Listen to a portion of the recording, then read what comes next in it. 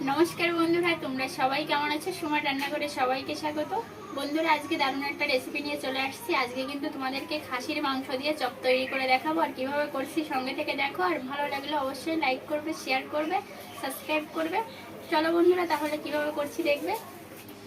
देखो बंधुरा एखाने आमि 6 पिस खासिर मांस नियेछि। এই যে চর্বিযুক্ত মাংস নিয়ে নিয়েছি, ভালো করে ধুয়ে কেটে পরিষ্কার করে নিয়েছি।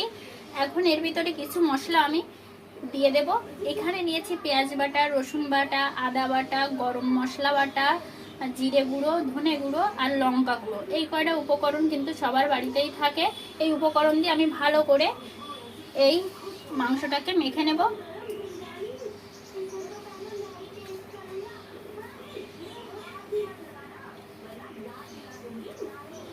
খুব সহজেই কিন্তু তোমরা বাড়িতে এই চপটা তৈরি করে খেতে পারবে।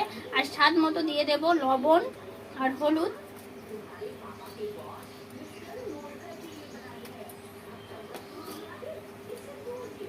সবকিছু একসঙ্গে দিয়ে আমি ভালো করে মেখে নেব।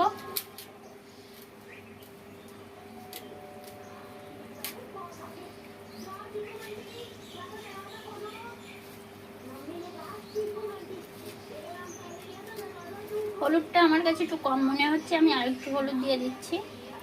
আর পরিমাণগুলো তোমাদের যদি মাংস বেশি হয় সবগুলো পরিমাণ একটু বেশি করে দিয়ে নেবে।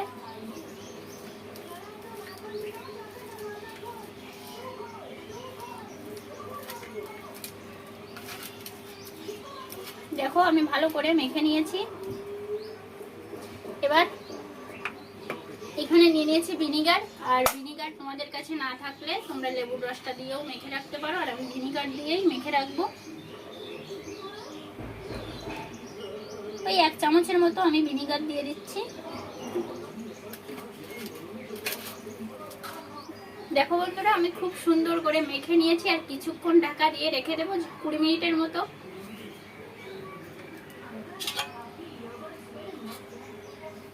বন্ধুরা 20 মিনিট পর কিন্তু চলে আসলাম। আর উনুনটাও ধরিয়ে নিয়েছি, কড়াই বসিয়ে দেবো। কড়াইতে তেল দিয়ে দিচ্ছি, সাদা তেল।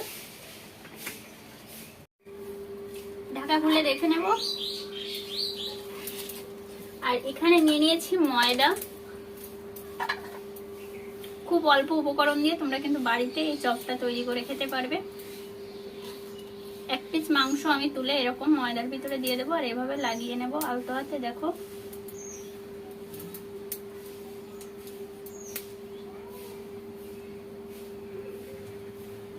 এই যে লাগিয়ে নিয়েছি।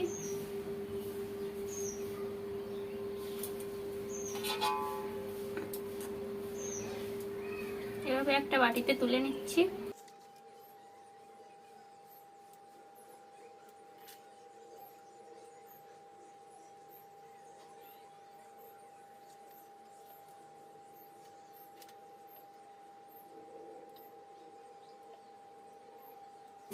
এই বাটিটায় মশলা ছিল, এই বাটিটাই আমি নিয়ে যাচ্ছি।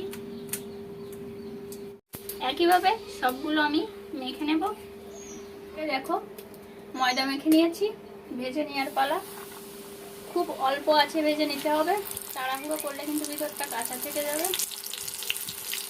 আমি 4টে করে ভেজে নিচ্ছি।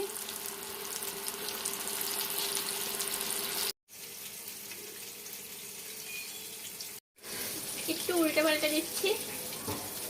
উল্টে পাল্টে ভালো করে ভেজে নিতে হবে। আর বন্ধুরা অবশ্যই কিন্তু অল্প আছে ভেজে নেবে, তাড়াহুড়ো করে ভাজবে না।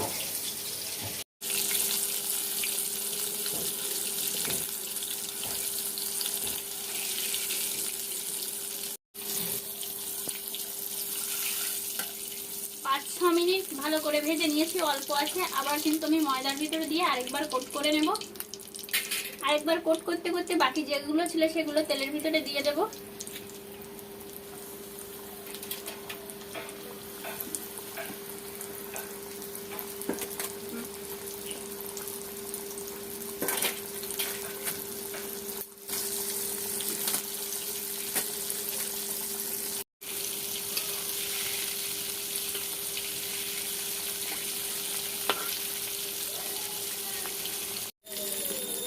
একইভাবে ভেজে নিয়েছি। গরম তেলের গরম তেল থাকা অবস্থায় আমি ময়দার ভিতরে দিয়ে দেবো, আর সবগুলো একই সঙ্গে এবার কিন্তু ভেজে নেব। এই যে ময়দা দিয়ে আরেকবার কোট করে নিচ্ছি।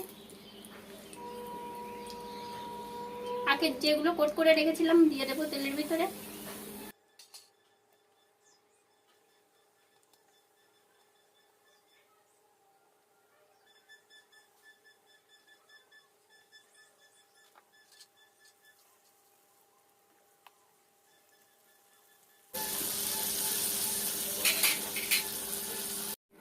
বন্ধুরা এই তেলটা কিন্তু ময়দার কারণে এরকম হয়ে গেছে। এবার আমি তেল ঝরিয়ে তুলে নেব। দেখো, দেখলেই জিভে জল আসছে, আর উনুনটা এত আস্তে জাল দিয়েছে যে লিভেই গিয়েছে। তুলে নিচ্ছি।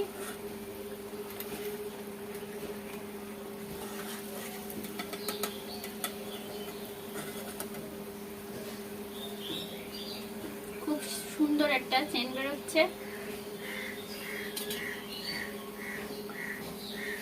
তোমরা সবাই ভালো থাকবে, সুস্থ থাকবে, আর এভাবে খাসির মাংস দিয়ে পকোড়া তৈরি করে খেয়ে দেখবে, খেতে খুবই ভালো হয়।